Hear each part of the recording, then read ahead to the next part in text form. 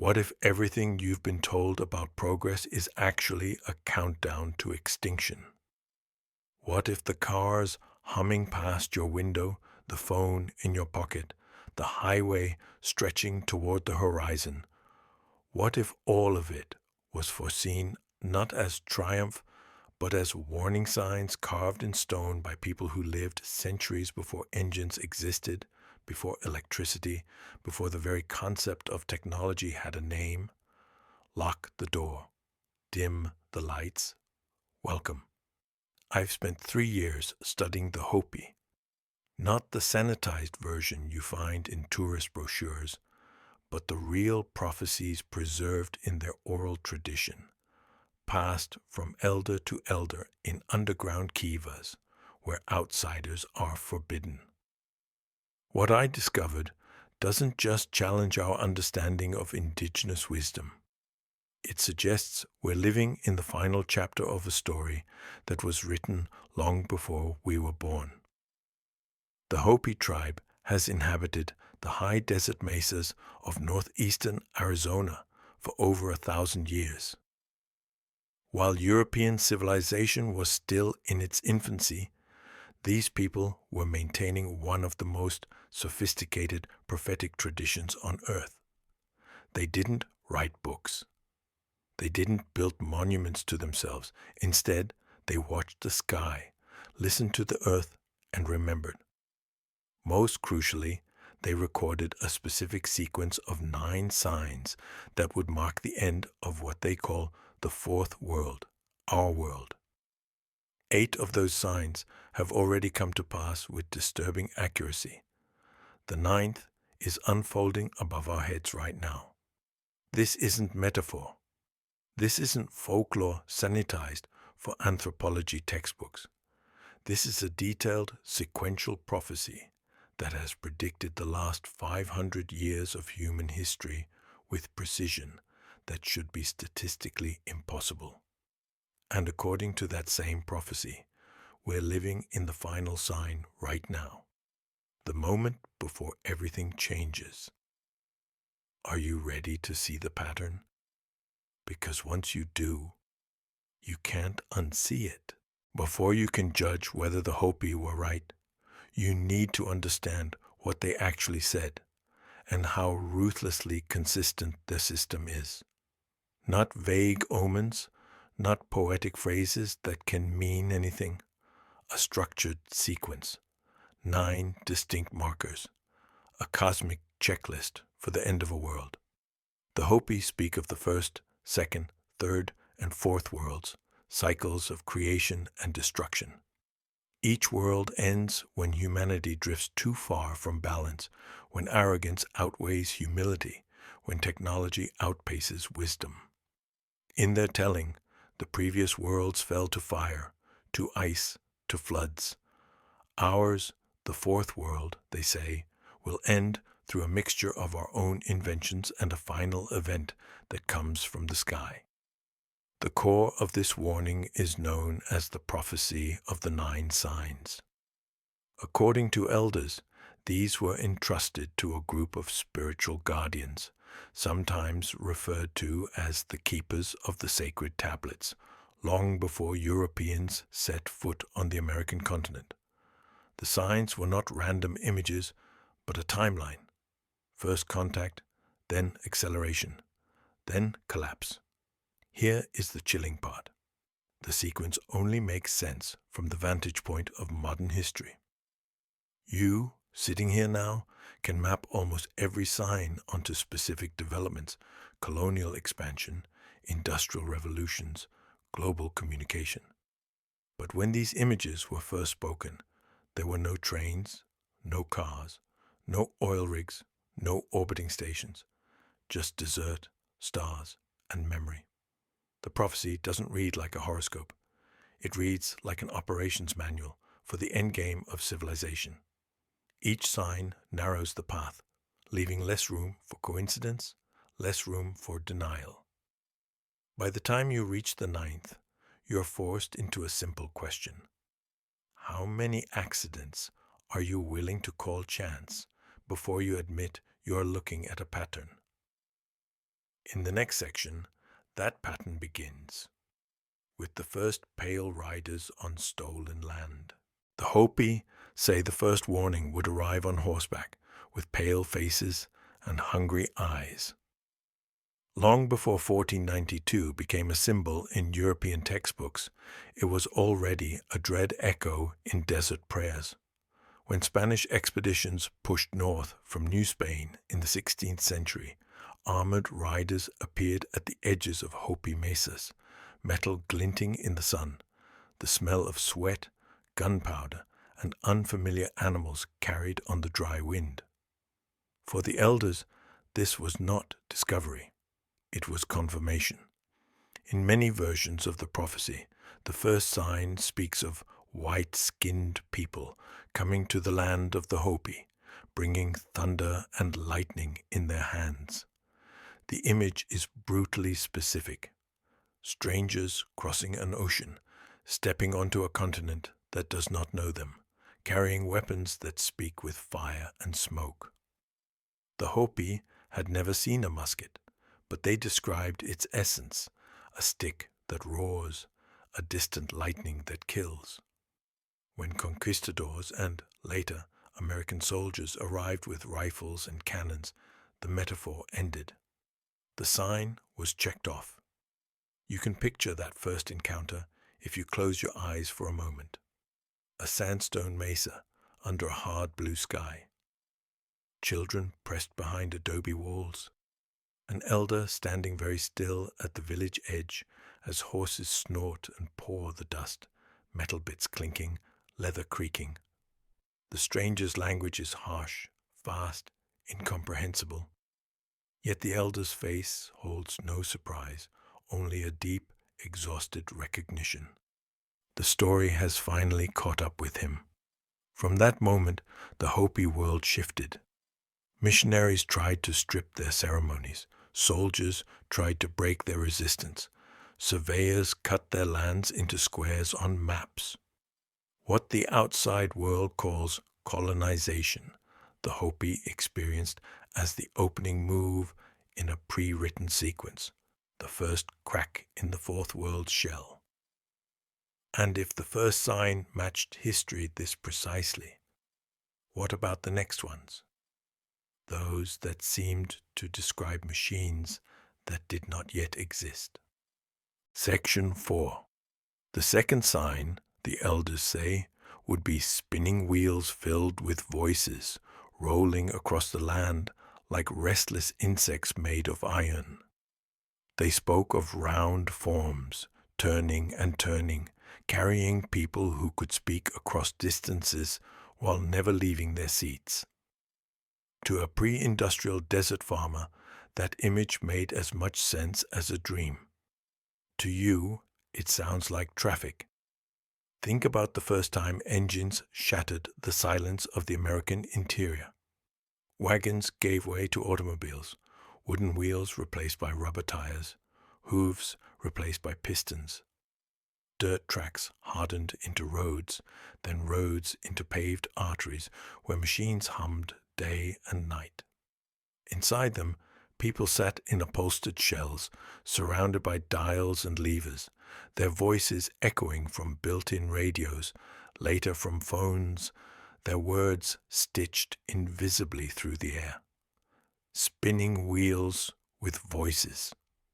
There is a point where metaphor starts to feel like technical description. The third sign spoke of beasts resembling buffalo, but with long horns that reach the sky, covering the plains. Generations later, cattle ranches would sprawl across the Southwest, Texas longhorns, lean, bony, with horns stretching wider than a man is tall, dotting the horizon like living punctuation marks. For the Hopi, who knew bison as sacred animals of the plains to the east, these twisted horned imports were both familiar and wrong, a distorted reflection of an older pattern. They fit the riddle too well.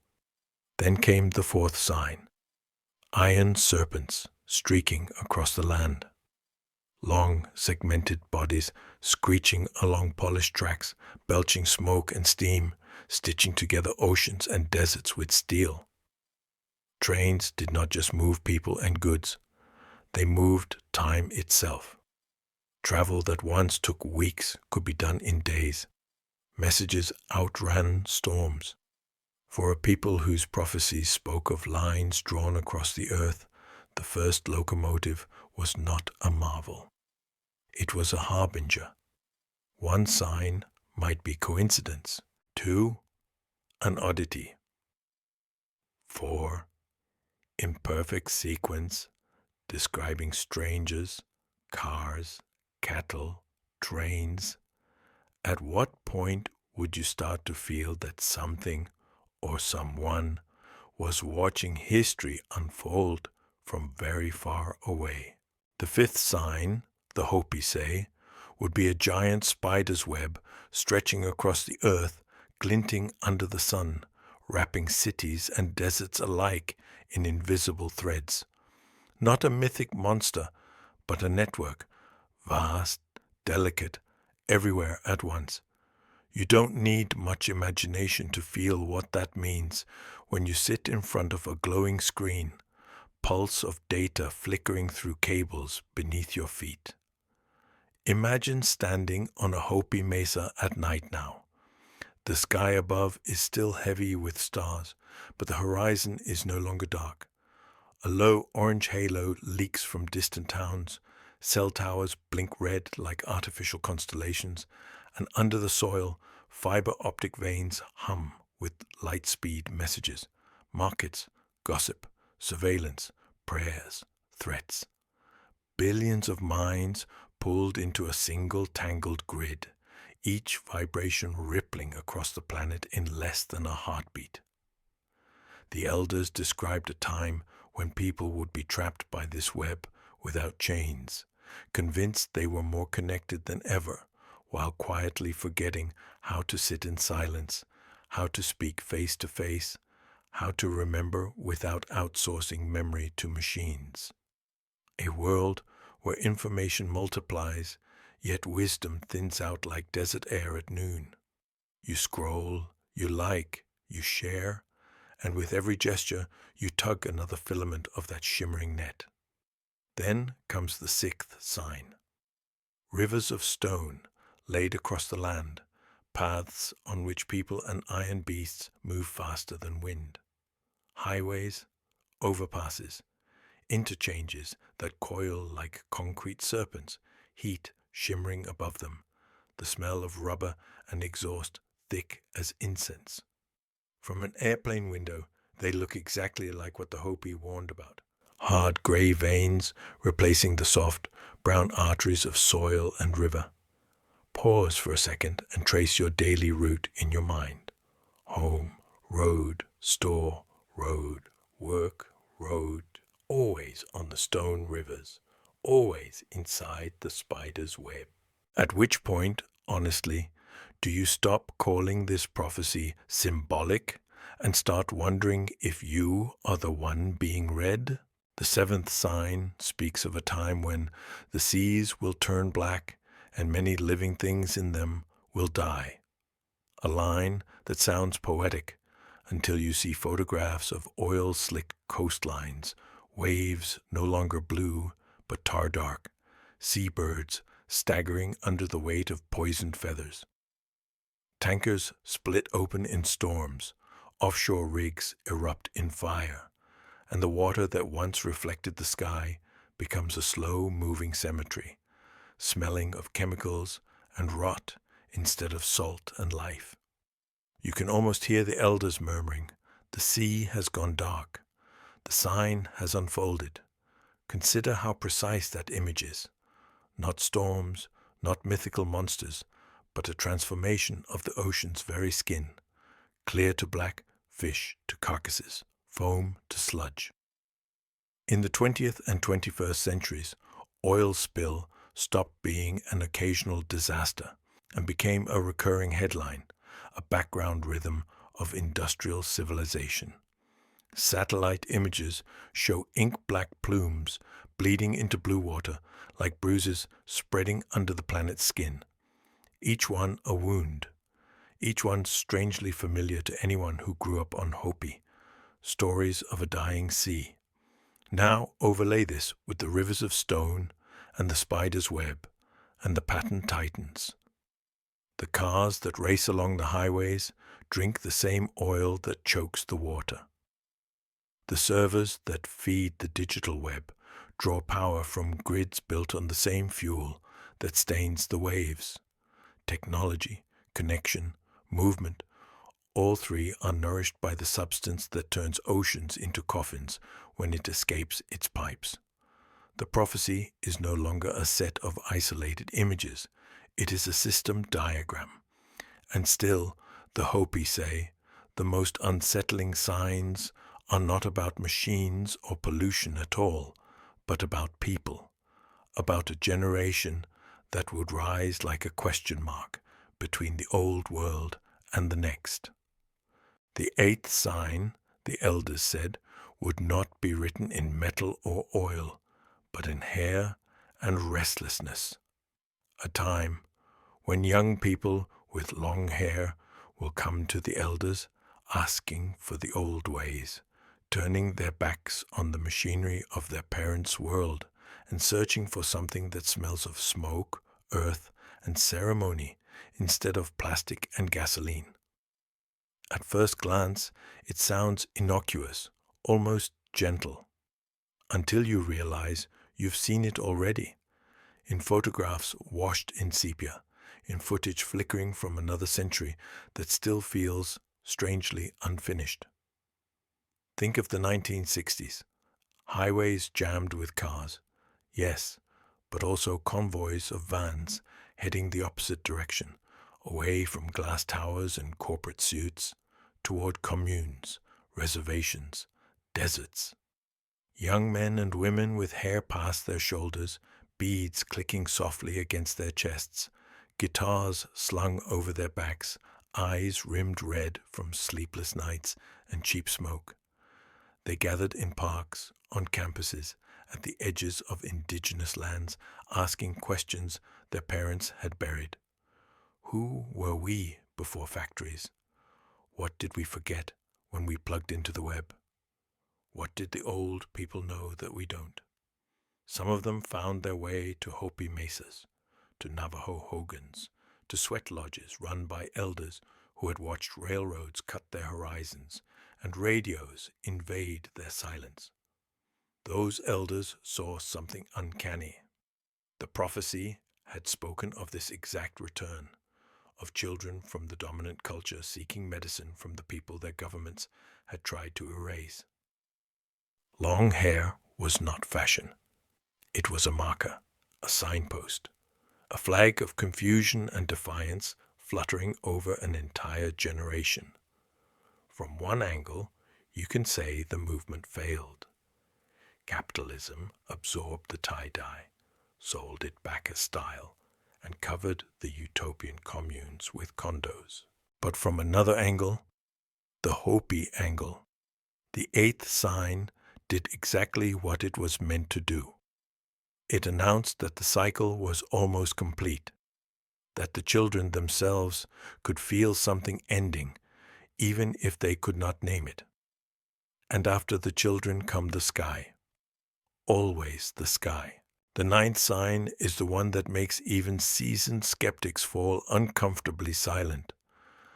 The Hopi speak of a time when a dwelling in the heavens will fall to the earth with a great crash, and its impact will mark the beginning of the purification, the end of the fourth world. Not a star, not a mythic chariot, but a man-made home in the sky, a house above the clouds that does not belong there forever. You live in the only era where that sentence is literal. Humanity has built stations that orbit the planet like artificial moons, metal hives where people float in perpetual freefall, sleeping strapped into bags, listening to the hum of recycled air and the distant creak of stressed alloys. Panels unfold like mechanical wings, catching the sun. Modules are docked, detached, replaced. Every piece is tracked, catalogued, monitored, until it isn't. Because sometimes things fall. Think of the images you have already seen. Fragments of space laboratories streaking through the atmosphere as incandescent trails, booster stages tumbling into remote oceans, decommissioned stations guided or nudged back down toward dense air and gravity's waiting hands. Official reports talk about controlled re-entry, about minimal risk, about debris zones plotted on clean diagrams. Yet every fiery arc across the night sky is also a rehearsal for the moment when control slips, when a structure meant to stay aloft becomes a spear. To stand on a Hopi mesa now and look up is to inhabit two timelines at once. In one, you are a modern observer watching the International Space Station, private company modules, and experimental platforms drift overhead, tiny dots on an app. In the other, you are a guardian of an old story, counting the signs, pale invaders, iron serpents, stone rivers, blackened seas, long-haired children, and finally this, crowded sky, fragile dwellings, the growing certainty that something above is not as stable as people pretend. If a sky house falls by accident, does the prophecy care about intent? Or is the simple fact of metal habitat meeting dirt the switch that flips us into the next world? According to the Hopi, when the sky house falls, it is not the end in a cinematic one-day sense. It is the opening of a gate. The fourth world, they say, does not simply switch off. It frays, buckles, and burns its way into something else. They call that something the fifth world, a new cycle that will emerge from the wreckage of the old, like a sprout pushing through ash. But sprouts are fragile. Not everyone crosses over. The elders describe a period of purification, a word that sounds gentle until you remember how fire purifies a forest. Excess is stripped away. Structures built on greed and forgetting are tested, and most of them fail. Water withdraws or drowns, depending on where you stand. The ground itself may shake, not only as earthquakes and eruptions, but as sudden collapses of systems you once thought as solid as bedrock, currencies, grids, governments, networks. What falls is not random. It is everything that was built without respect for balance. In Hopi teachings, there is a line drawn between those who cling to the dying world and those who align with the new one. The markers are not religious slogans or tribal identity cards. They are attitudes: humility instead of entitlement, cooperation instead of conquest, memory instead of amnesia. Those who remember how to live with less, how to listen to land and sky instead of only to screens, are said to have a chance in the fifth world. Those who demand that the old conveniences persist at any cost are, in effect, voting to remain in a house already on fire. Here is the uncomfortable pivot. When you read the 9 signs as a timeline, you're no longer an observer. You are a participant standing at the hinge between worlds. The pale riders came long before you. The iron serpents were already singing. The seas were already darkening.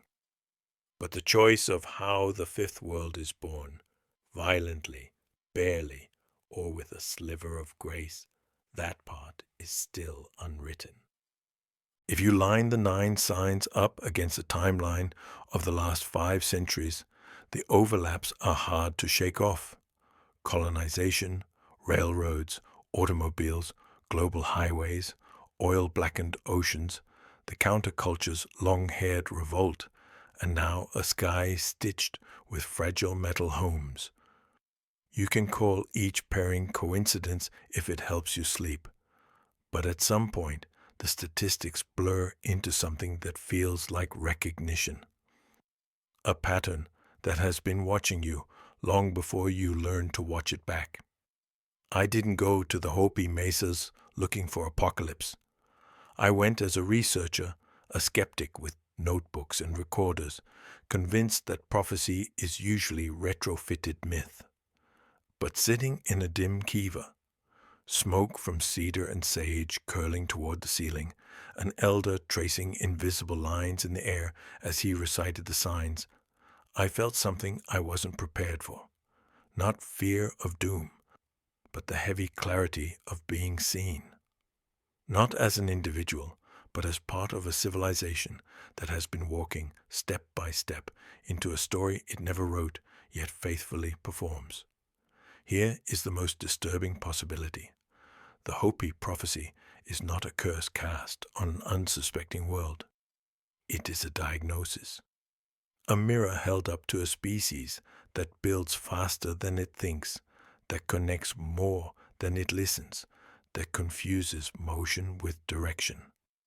The 9 signs are simply the logical consequences of forgetting balance, spoken in the only language available to desert farmers who watched the future the way they watched the weather.